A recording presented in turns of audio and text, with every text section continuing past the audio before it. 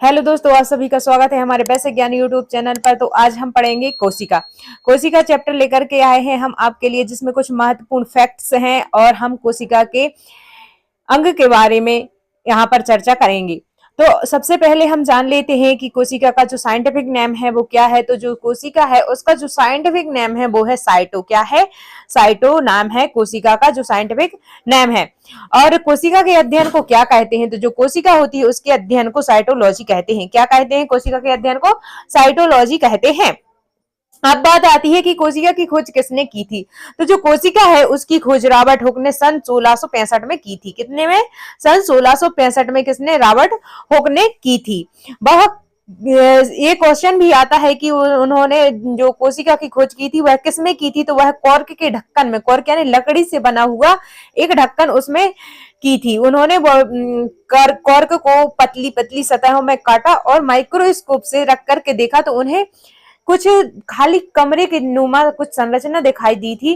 उस संरचना को उन्होंने सेल नाम दिया था, जिसे हम सेल कहते हैं, कोशिका कहते हैं। अब हम नेक्स्ट देख लेते हैं कि अब ये तो हमने पता कर लिया कि सेल की खोज किसने? रॉबर्ट हुक ने की थी। लेकिन जो रॉबर्ट हुक ने सेल की खोज की थी वह कैसी थी? मृत कोशिका थी। कौन सी कोशिका थी? मृत कोशिका थी।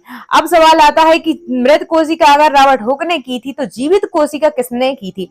तो जो जीवित कोशिका है उसकी खोज एंटोनी वैन ल्यूवेनहॉक ने सन 1674 में की थी। कब की थी?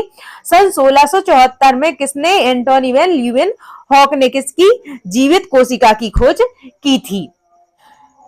कोशिका का सिद्धांत स्लीडन स्वान ने दिया था। किसने दिया था? स्लीडन स्वान ने दिया था। अब देख लेते हैं कि जो विश्व है उसमें सबसे छोटी और सबसे बड़ी कोशिका कौन सी है। तो जो दुनिया है, दुनिया की सबसे छोटी कोशिका कौन सी है? सबसे छोटी कोशिका है माइक्रोप्लाज्मा। कौन सी है? माइक्रोप्लाज्मा, जो स्मॉलेस्ट सेल है दुनिया की। अब आता है सबसे बड़ी कौन सी है? तो सबसे बड़ी है शुतुरमुर्ग का अंडा। कौन सी है? शुतुरमुर्ग का अंडा। ये आपको याद रखना है। सबसे छोटी है माइक्रोप्लाज्म और सबसे बड़ी है शुतुरमुर्ग का अंडा। अब हमने ये तो जान लिया कि दुनिया में सबसे छोटी और सबसे बड़ी कौन सी है। तो अब ये जान लेते हैं मानव की जो सबसे छोटी कोशिका है वह कौन सी है और सबसे बड़ी कोशिका कौन सी है।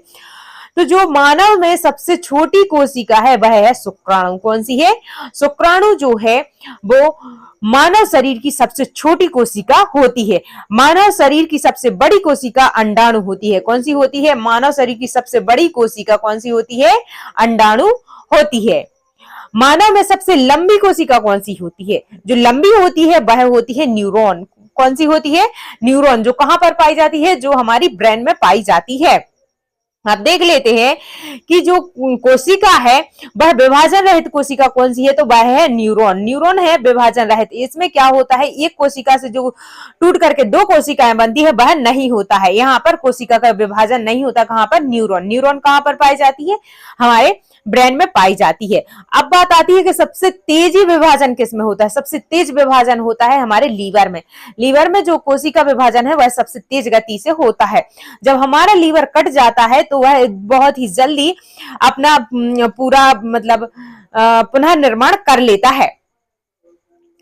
अब देखेंगे कि हमारा शरीर कैसे बना है। जिस प्रकार ईंट से दीवार बनती है और दीवार के से कमरा बनता है और कमरे से एक मकान बन जाता है, उसी प्रकार कोशिका होती है। कोशिका समूह बना लेती है तो वह ऊतक बन जाती है और ऊतक के समूह से अंग बनता है और अंग के समूह से हमारा शरीर बन जाता है। ये होती है हमारे शरीर की संरचना। इस प्रकार हमारा शरीर बना हुआ है। अब हम देख लेते हैं कि सेल की जो उसके पार्ट्स हैं वे कौन कौन से हैं। तो सेल के पार्ट्स पढ़ लेते हैं। सबसे पहला पार्ट है कोशिका झिल्ली। जो सेल होता है उसकी झिल्ली जो होती है उसे हम मेम्ब्रेन भी कहते हैं। क्या कहते हैं? मेम्ब्रेन कहते हैं। जो कोशिका झिल्ली है वह कहाँ पाई जाती है? वह पादप और जंतु दोनों में पाई जाती है। कहाँ पाई जाती है? पादप और जंतु कोशिका दोनों कोशिकाओं में क्या पाई जाती है? कोशिका झिल्ली पाई जाती है। वह किसकी बनी होती है? तो जो कोशिका झिल्ली है वह किसकी? प्रोटीन की बनी होती है। किसकी बनी होती है? प्रोटीन की बनी होती है। कोशिका के सभी अंग इसी झिल्ली के अंदर रहते हैं। जो ये कोशिका झिल्ली होती है उसी के अंदर जो भी कोशिका के अंग होते हैं वह इसी के अंदर रहते हैं। इस प्रकार से कोशिका की झिल्ली होती है, उसके अंदर इस प्रकार से उसके अंग रहते हैं। अब नेक्स्ट देख लेते हैं। नेक्स्ट है हमारा कोशिका भित्ति। अब जो कोशिका भित्ति है वह किसमें पाई जाती है? तो जो कोशिका भित्ति होती है वह केवल प्लांट में पाई जाती है। कहां पर पाई जाती है? केवल पादप कोशिका में पाई जाती है कोशिका भित्ति, जंतु कोशिका में नहीं पाई जाती है। वह किसकी बनी होती है? सेलुलोज की बनी होती है। क्या किसकी बनी होती है? जो कोशिका भित्ति होती है वह सेलुलोज की बनी होती है। इसका कार्य क्या होता है? इसका कार्य होता है पेड़ों को सुरक्षा और आकार प्रदान करना। क्या होता है? जो पेड़ पौधे होते हैं उनको सुरक्षा और आकार प्रदान करती है क्या? कोशिका भित्ति। नेक्स्ट देख लेते हैं। तो नेक्स्ट हमारा है माइटोकॉन्ड्रिया। क्या है? माइटोकॉन्ड्रिया। इसको सूत्रकणिका भी कहते हैं। क्या कहते हैं?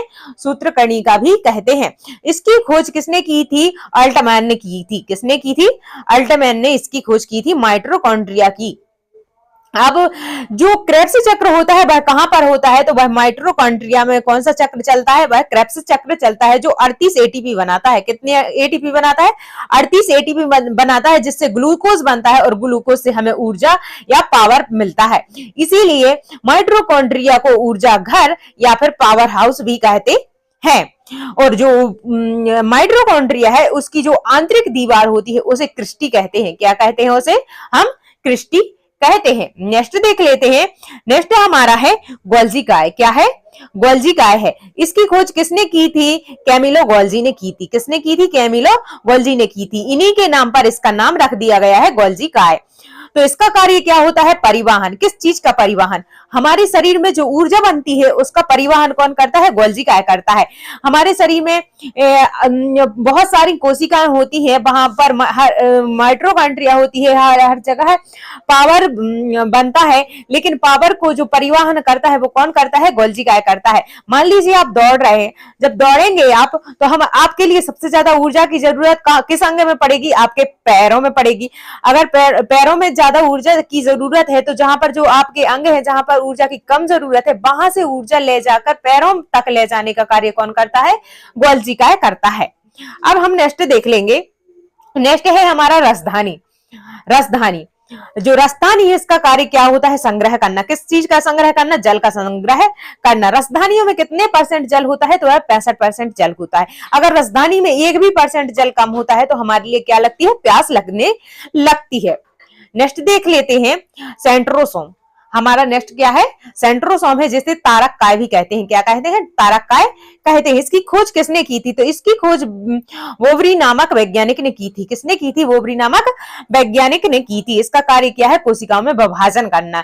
कोशिकाओं में विभाजन। विभाजन कैसे होता है? जैसे एक कोशिका होती है, उस कोशिका से दो बेटी कोशिकाएं बनती हैं, उसे कोशिका विभाजन कहते हैं। इसी प्रकार कोशिका का विभाजन होता रहता है। 1 से 2 बन जाएंगी, 2 से 4 बन जाएंगी। इस प्रकार से कोशिका विभाजन होता है। लीवर में सबसे अधिक कोशिका विभाजन होता है। किसमें? लीवर में सबसे अधिक कोशिका विभाजन होता है। अब बात आती है अधिक विभाजन, तो हमने लीवर में देख लिया, लेकिन सबसे कम विभाजन कहां पर होता है? वो है हमारी ब्रेन। ब्रेन में बहुत ही कम विभाजन होता है। ब्रेन में केवल 10% जो हमारी कोशिकाएं होती हैं, केवल उन्हों में विभाजन होता है। 90% कोशिकाओं में कोशिका विभाजन नहीं होता है। अब हम नेक्स्ट देख लेते हैं अंतः प्रदब्बी जालिका। इसको शॉर्ट में हम ईआर भी बोलते हैं। आंतरिक कंकाल। इसका कार्य होता है आंतरिक कंकाल, मतलब कि जो हमारी कोशिका होती है उसको अंदर से एक आकार प्रदान करने का कार्य करती है। यह आंतरिक कंकाल होता है, जिससे वह हमारी कोशिका होती है उसे आकार मिलता है। वह इधर उधर नहीं होती है, उसका एक सिस्टमेटिक तरीके से आकार बना रहता है। आंतरिक सहायता। जो अंदर जो हमारी और भी राइजोसोम, लाइसोसोम जो भी होते हैं उनकी आंतरिक सहायता करती है। कौन सी? अंतः प्रदब्बी जालिका। अब देख लेते हैं कि जो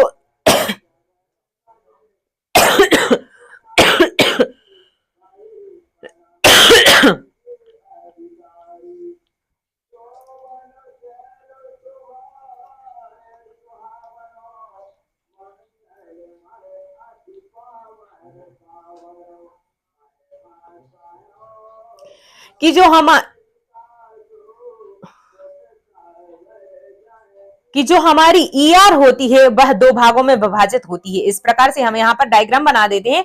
इस प्रकार से हमारी दो भागों में विभाजित होती है। तो जो दो भागों में विभाजित होती है उसका एक भाग यहाँ पर स्मूथ होता है और एक होता है रफ। यहाँ पर स्मूथ यानी कि यह चिकना होता है और यह होता है चिकना और यह होता है खुरदरा। तो चिकनी जो सतह होती है वहां पर वसा का निर्माण होता है। चिकनी सतह पर क्या होता है, वसा का निर्माण होता है और जो खुरदरी जगह होती है वहां पर क्या होता है, प्रोटीन का निर्माण होता है। लेकिन वह खुरदरी क्यों होती है, क्योंकि यहाँ पर ये छोटे छोटे छोटे छोटे यहाँ पर राइबोसोम पाए जाते हैं। क्या पाए जाते हैं, राइबोसोम, जिससे वह खुरदरी हो जाती है। तो जहां चिकनी होती है वहां पर वसा का निर्माण होता है और जहां ये खुरदरी होती है वहां पर प्रोटीन का निर्माण होता है। अब नेक्स्ट देख लेते हैं। नेक्स्ट है हमारा राइबोसोम। क्या है, राइबोसोम है। तो राइबोसोम की खोज किसने की थी, तो जॉर्ज पैलेड ने की थी। किसने, जॉर्ज पैलेड ने की थी सन 1955 में। कब की थी, सन 1955 में। इसका कार्य क्या है, इसका कार्य है प्रोटीन का निर्माण करना। प्रोटीन का निर्माण कौन करता है, राइबोसोम। इसे प्रोटीन फैक्ट्री भी कहते हैं। क्या कहते हैं, इसे प्रोटीन फैक्ट्री भी कहते हैं। यह इंपॉर्टेंट फैक्ट है। अब देख लेते हैं अगला। अगला है हमारा केंद्रक। केंद्रक जिसे हम न्यूक्लियस भी कहते हैं। इसकी खोज रॉबर्ट ब्राउन ने की थी। किसने की थी, रॉबर्ट ब्राउन ने की थी। ब्रेन ऑफ सेल, इसे सेल का ब्रेन भी कहते हैं। क्या कहते हैं, सेल का ब्रेन भी कहते हैं। वैसे भी तो उसके नाम से ही स्पष्ट हो जाता है, केंद्रक मतलब उसको जो केंद्र में रहता है, इसीलिए उसको सेल का ब्रेन कहते हैं। जो सेल होता है केंद्रक, केंद्रक के अंदर होता है क्रोमोसोम और क्रोमोसोम के अंदर पाया जाता है डीएनए आरएनए। क्या पाया जाता है, डीएनए एंड आरएनए पाया जाता है। नेक्स्ट देख लेते हैं लाइसोसोम।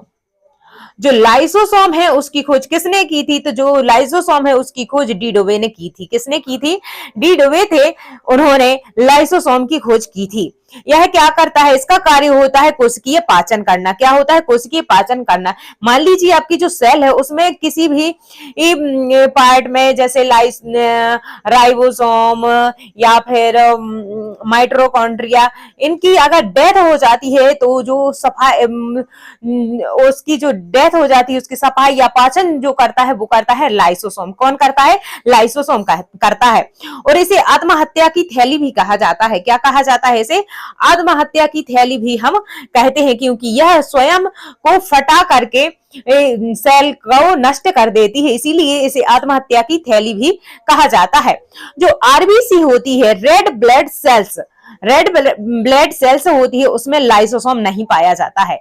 क्या नहीं पाया जाता है, उसमें लाइसोसोम नहीं पाया जाता है। इसीलिए आरबीसी के कब्रिस्तान किसे कहा जाता, इसीलिए आरबीसी का कब्रिस्तान प्लीहा को कहा जाता है, क्योंकि जो आरबीसी होती है उसकी डेथ जाकर के कहां पर होती है, उसकी डेथ जाकर के प्लीहा में होती है।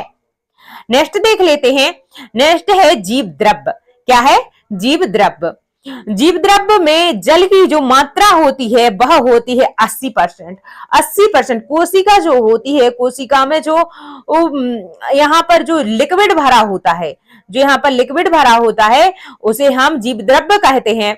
और जो जीव द्रव्य होता है उसमें जल की मात्रा 80% होती है। कितनी होती है, 80% जल की मात्रा होती है। इसके दो पार्ट्स होते हैं, एक होता है कोशिका द्रव्य और दूसरा होता है केंद्रिका द्रव्य।